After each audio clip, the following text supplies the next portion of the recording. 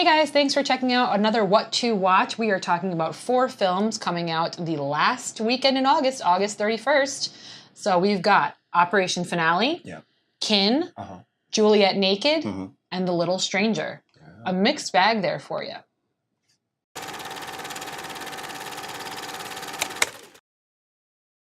So we've got a romantic comedy of sorts. We have a based on true events thriller, drama. We have a drama. It doesn't look like it's really aimed towards kids, maybe young adults. Young adult, sci-fi-ish. Sci-fi-ish. Predator-type stuff. And then what looks to be a horror film.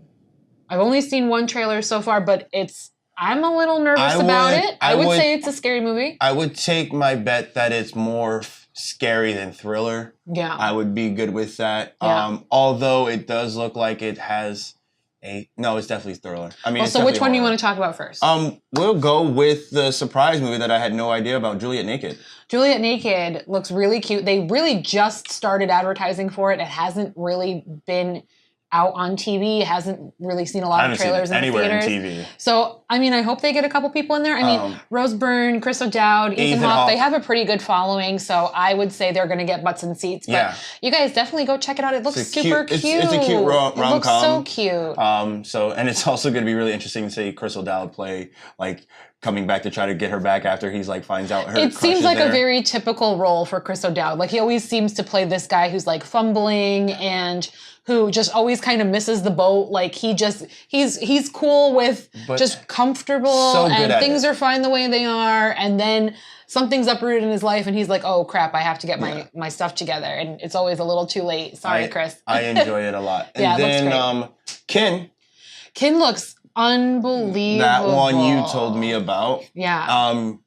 Kid is in a troubled house, comes to find a weapon. His brother gets out of jail, and then all things ensue after that. I mean, James Franco, Dennis Quaid, we have a couple of big names in there.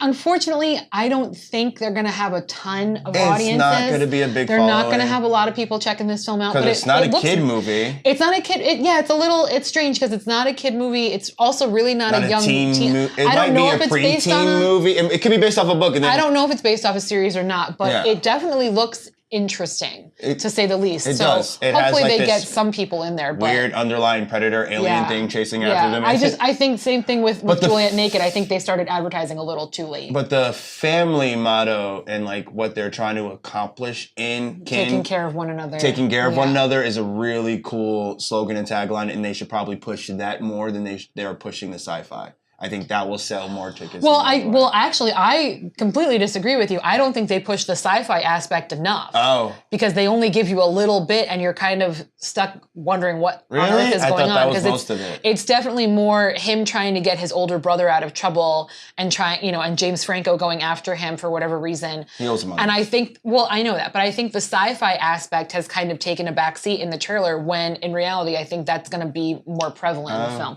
We'll see what happens. This is what we call perspective, ladies and gentlemen. That's very true. We all interpret things differently.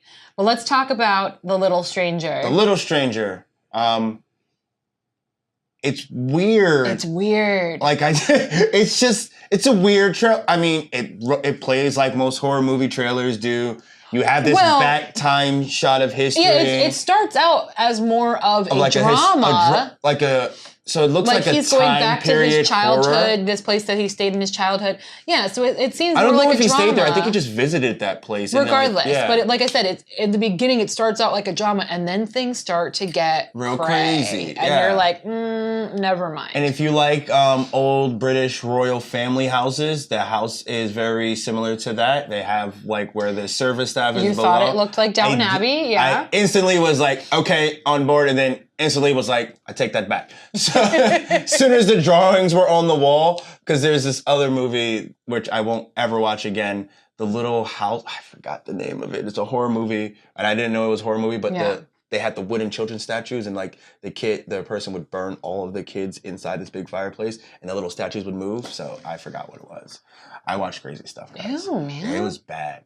But that is not all that we have for Operation this week. Finale. That's the one you're most excited about. That is the one I am most excited about because it's based off of true events. Yeah. And I love World War II history. That's such a bro thing. What's with dudes in like war movies? Y'all love watching things about war, talking about war. I don't enjoy talking about war. Well, I do enjoy war movies that have... Like, there's basic war movies that I haven't seen. That are historically relevant. Yeah, that are historically based on some, like, type of... What had happened. Actuality. Yeah. Like, Inglourious Basterds, not based on true events, but I'll watch the hell out of a Quentin Tarantino movie. I mean... And then Saving Private Ryan, which is just, it's like, anniversary that just came up. Love that movie because it had a really good heart, soul, and Tom Hanks is absolutely amazing. I mean... like, I did not watch Dunkirk because it just looks stupid slow to me. There's some movies that have historical relevance to me that will play out. This one... It talks about one of the main generals that killed a lot of the Jewish people in this, and then he escaped to a town which is also mainly escaped Nazis. So these Jewish soldiers are trying to get him back to serve trial in Israel. Yeah. But the whole town they have to escape is pretty much all Nazis. So, like, they're in a secondary third battle after the war's already ended. I thought... It was great. I know this has actually happened before in some other things where they have to find them and they have to get them out. Yeah. And other operations. There's other movies on it. It's not like this is the first one. This is no breakout by any means. Oscar Isaac, Ben Kingsley, you can't go wrong. I mean, we've got some great actors in here. Good. Even Nick Kroll. Yeah. I really like it when Nick Kroll plays a serious role. Because his serious roles are phenomenal. I mean, don't get me wrong. Good. Uncle Drew was great. Listen. Yeah, but he goes a little too goofy for me. When he goes goofy, he goes a little. That's not my cup of tea. Because we're buying him for that. I prefer him in a serious role because I think he knocks it out of the park. I just love how he shows depth. Because I loved him from the league, always will. Well, yes. Fantasy football's almost back. Calm down. Football season. Oh my good Lord. But those are the 4 movies coming out for the week of August 31st. The weekend of August 31st. End of August, wrapping it up. So, what were your favorite movies of this month? Let us know. Are you going to close it off with a strong history movie, or are you going to close it off with a rom-com? Because there's a lot of rom-coms this month, actually. There's a good amount of rom-coms. I just thought, like... I mean, it's a good mixed bag, really. The whole month is pretty broad. You have a lot. Yeah. So, you can always catch them up. They're probably not out of the theaters yet. And... This is Liz. I am Joe. And until next time, guys, see you later.